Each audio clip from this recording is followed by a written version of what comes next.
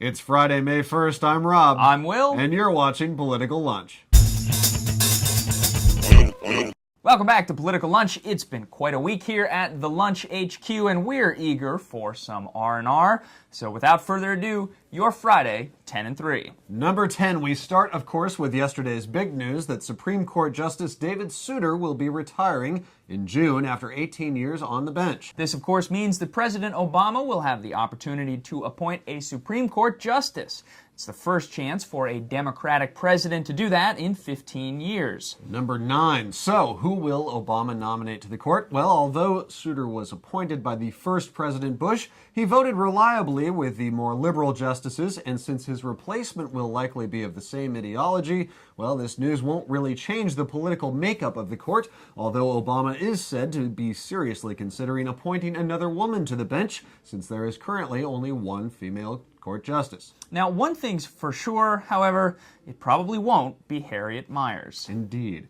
Now, number 8, well, he managed to go 100 days without really putting his foot in his mouth, but yesterday, Vice President Biden definitely broke that streak when he went on the Today Show and said he'd recommend avoiding travel by plane or subway and staying away from confined public spaces because of the threat of swine flu, which is, of course, far more drastic than the official White House response. Number 7, yesterday, White House Press Secretary Robert Gibbs revealed that a White House staffer brought swine flu home with him after a trip to Mexico City in advance of a visit by Energy Secretary Stephen Chu. Now, the staffer and the 3 members of his family who subsequently contracted the virus are all expected to recover fully. Number 6, to Detroit now, where automaker Chrysler has been forced into bankruptcy. The Obama administration had been working to avoid that fate, but yesterday the president said that court restructuring would still give the car company a new lease on life. Number 5, Republican leaders offered a first look yesterday at their party's remade platform,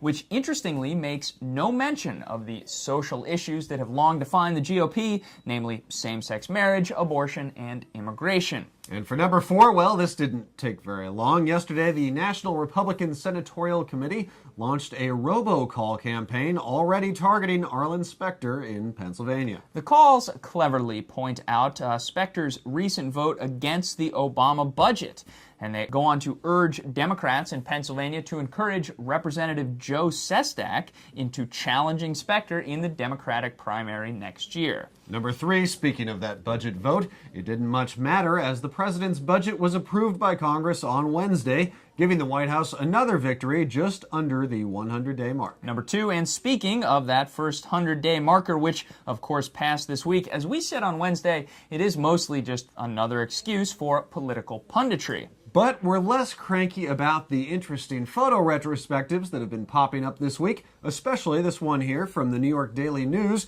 which includes this shot of the president exploring the underside of his desk in the Oval Office with Carolyn Kennedy, who was, of course, much younger in this iconic shot of that same desk. And finally, number 1, the Minnesota Senate seat battle drags on, and the Democrats won't have that 60-vote supermajority until it concludes, presumably with the confirmation of Democrat Al Franken as the winner. So when is that likely to happen? Well, don't hold your breath. The Minnesota Supreme Court won't hear Norm Coleman's appeal of Franken's first court victory until June 1st. That's a full month away. Yowza. In the meantime, have a great weekend. Thanks for watching. We'll see you on Monday.